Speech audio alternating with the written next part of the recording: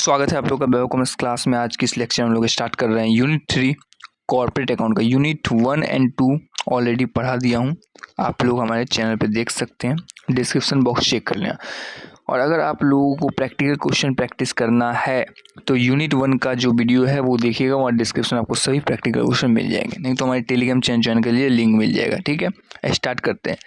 Explain meaning and method of valuation of goodwill. Sir, साख के मूल्यांकन का अर्थ और विधि बताइए। पहली बात, गुडविल होता क्या है सर? सर, गुडविल मतलब नाम, प्रतिष्ठा, जिसकी वजह से आप जो है अधिक लाभ कमाते हो। आपकी बिजनेस का जितना वैल्यू होगा ना, मतलब जितना गुडविल होगा, मतलब जितने नाम होंगे, जितने लोग आपको जानेंगे, ज़्यादा से ज़्यादा लोग जानेंगे, तो उसी की वजह से आप कमा रहे हो। वो आपका एक गुडविल है, वो आपको कमा के दे रहा है सर, तो उसे गुडविल कहते हैं। ठीक है, साख के कारण मतलब गुडविल कैसे बनता है? अच्छा प्रबंध, मतलब समझ, रिलेशनशिप रखोगे, ग्राहक की निष्ठा, अच्छी स्थिति, लोकेशन, गुणवत्ता और ब्रांड का नाम। ठीक है। औसत लाभ विधि, साख मूल्यांकन की विधि है। पहला औसत लाभ विधि, मतलब सर औसत लाभ इंटू वर्षों की संख्या। एक होता है अधिलाभ विधि, जिसे सुपर प्रॉफिट मेथड कहते हैं। जैसे कैसे निकलता है सर अधिलाभ? मतलब वास्तविक औसत लाभ में सामान्य लाभ को माइनस कर देंगे, फिर गुडविल निकलेगा। जो अधिलाभ निकलेगा ना, उसको गुना करोगे वर्षों की संख्या से, तो आपका सुपर प्रॉफिट मेथड से निकल जाएगा। एक होता है पूंजीकरण विधि, यानी पूंजीकृत मूल्य माइनस शुद्ध संपत्ति को जब आप माइनस करोगे तो आपका गुडविल निकल जाएगा। 3 मेथड है। वार्षिक विधि, यानी साख की गणना अधिलाभ के वर्तमान मूल्य के आधार पर की जाती है, तो ये हो गया वार्षिक विधि। गुडविल क्या होता है? Goodwill is the reputation and good name of business with help in earning higher profit. It is an intangible asset, it can not be seen or touch but has a value. Goodwill arises due to good management, location advantage, customer loyalty, quality product and brand name. Method of valuation of goodwill. पहला average profit method. Goodwill कैसे निकलता है? Average profit into number of year purchase. Sir, average profit कैसे calculate करेंगे? Average profit past year के basis पे calculate होता है। Super profit method, super profit method होता है actual average profit minus normal profit, तो उससे निकलता है सुपर प्रॉफिट। अब गुडविल निकालना है तो सुपर प्रॉफिट को गुना कर दो नंबर ऑफ ईयर परचेज से। कैपिटलाइज मेथड कैसे निकलता है सर? गुडविल होता है capitalise value minus net asset, तो आपका गुडविल निकल जाएगा। एन्युटी मेथड, यानी goodwill calculated based on present value of super profit. Okay, आइए describe valuation of share and explain different method. Share valuation और उसकी विधियां समझाइए। शेयर वैल्यूएशन का अर्थ है कंपनी के शेयर का वास्तविक मूल्य निर्धारण करना, उसे कहते हैं शेयर वैल्यूएशन। यह आवश्यक है शेयर हस्तांतरण, कंपनी विलय, विक्रय, व्यवसाय बिक्री, नए शेयर निर्गमन और कानूनी विवाद के लिए, इसलिए शेयर वैल्यूएशन बहुत ही जरूरी हो जाता है।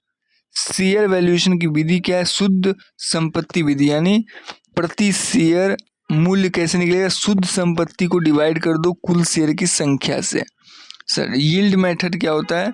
यह कंपनी की लाभ कमाने की क्षमता पर आधारित है, यानी कि अपेक्षित लाभ को डिवाइड कर दो सामान्य दर से इंटू 100 कर दो, तो यील्ड मेथड से निकल जाएगा आपका। उचित मूल्य विधि, यह नेट एसेट और यील्ड विधि का औसत है, उसे कहते हैं उचित मूल्य विधि। Meaning of valuation of share, valuation of share means determining the fair value और true worth of share of a company. It is required during transfer of share, merger amalgamation, sale of business, issue of new business, legal dispute. इन सब के लिए बहुत ही जरूरी हो जाता है शेयर का वैल्यूएशन। मेथड क्या क्या है? नेट एसेट मेथड है। सो नेट एसेट मेथड की तरह से आप निकाल सकते हैं, जैसे कि net asset number of share को डिवाइड कर दो number of share net asset से। टोटल एसेट निकालो, उसमें से डिडक्ट करो टोटल लायबिलिटी, तो आपके पास net asset number of share आ जाएंगे। यील्ड मेथड में क्या होता है? वैल्यू पर शेयर। ठीक है, वैल्यू पर शेयर मतलब कि पर शेयर पे आपका कितना वैल्यू बन रहा है, यानी expected profit divided by normal rate of return into 100 कर देंगे। Fair value method, it is average of net asset method और यील्ड मेथड, यानी net asset plus yield divide by 2। Final account of banking company, banking company के अंतिम खाते समझाइए। Banking company के अंतिम खाते वित्तीय विवरण हैं जो वर्ष के अंत में बनाए जाते हैं और बैंक की वास्तविक वित्तीय स्थिति एवं लाभ हानि को दर्शाते हैं। ये खाते बैंकिंग विनियमन अधिनियम 1949 और कंपनी अधिनियम 2030 के अनुसार तैयार किए जाते हैं। अंतिम खातों के घटक, बैंकिंग कंपनी के अंतिम खाते के मुख्य शामिल होते हैं। बैंकिंग कंपनी के जो खाते होते हैं उसमें क्या क्या शामिल है? पहला, लाभ हानि खाता। यह खाते बैंक की आय और व्यय को दर्शाते हैं। मुख्य मुद्दे क्या है? ब्याज आता है, ब्याज आय है, ब्याज व्यय दिखता है, कमीशन और शुल्क, संचालन और शुद्ध लाभ या हानि। ठीक है। बैलेंस शीट, सर यह बैंक की वित्तीय स्थिति को एक निश्चित तिथि का दर्शाता है, यानी कि sir as on, balance sheet as on बनता है, नॉट ड्यूरिंग द ईयर। ठीक है, क्योंकि बैलेंसिंग के आइटम जो है वो कैरी फॉरवर्ड होते हैं। ओके, तो भैया मैं ये बोल रहा हूँ balance sheet show the financial position of company. इसके दो पक्ष होते हैं, एक होता है मतलब दो साइड होते हैं, एक होता है डेबिट एसेट साइड, एक होता है लाइबिलिटी साइड। तो लाइबिलिटी साइड में क्या आता है? पूंजी आता है, आरक्षित निधि, जमा, उधार, अन्य देनदारियां। वहीं अगर हम बात करें संपत्ति पक्ष की तो नगद आ गया, निवेश, ऋण और अग्रिम, स्थायी संपत्ति, अन्य संपत्ति, ये सब आ गए संपत्ति पक्ष। इसी तरह से आपको पॉइंट वाइज आंसर लिखना है ताकि आपको भी टफ नहीं लगे चीज़ें और एग्जामिनर भी अच्छी तरीके से समझ जाए कि आपको आता है, वो समझ जाएगा, आप अपने दिमाग से लिख रहे हो और नंबर पूरे देगा।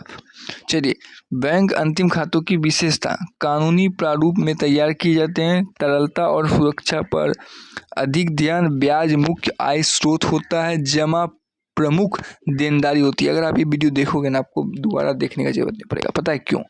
मान लो क्वेश्चन है बैंक में खाते पे, तो आप लिख दोगे बैंक अधिनियम, मतलब बैंकिंग रेगुलेशन एक्ट 1949 पे बनाता है, फाइनेंशियल ईयर में बनता है। इसका जो फाइनेंशियल बनता है वो क्या क्या इंक्लूड करता है, profit and balance sheet, profit में क्या क्या आता है, ठीक है, लॉस में क्या क्या इंक्लूड है, एक्सपेंस में क्या क्या इंक्लूड है, और इनकम में क्या क्या इंक्लूड है। फिर balance sheet show the financial position of company, obviously बात है बैलेंस शीट में क्या आता है, एसेट लायबिलिटी क्या, बस वही तो लिखना है और इसके विशेषताएं भी लिख देना है।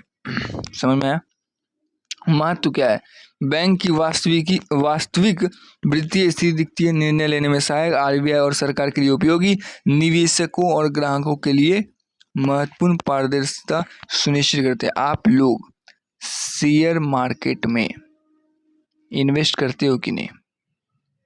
भैया इन्वेस्टमेंट करो, ठीक है भाई, पैसा इन्वेस्ट करो, ठीक है, क्योंकि पैसा कमाना बहुत जरूरी है। लोग करते हो कि नहीं भाई?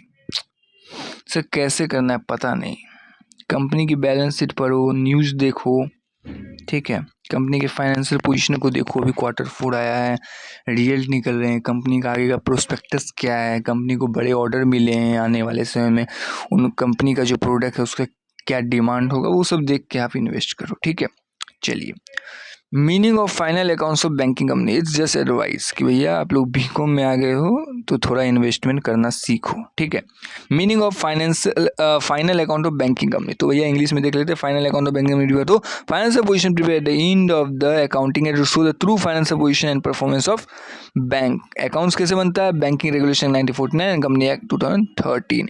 कंपोनेंट ऑफ फाइनल अकाउंट क्या है सर? पीएल आता है, पीएल आता है, बैलेंस शीट आता है। पीएल में क्या क्या आता है सर?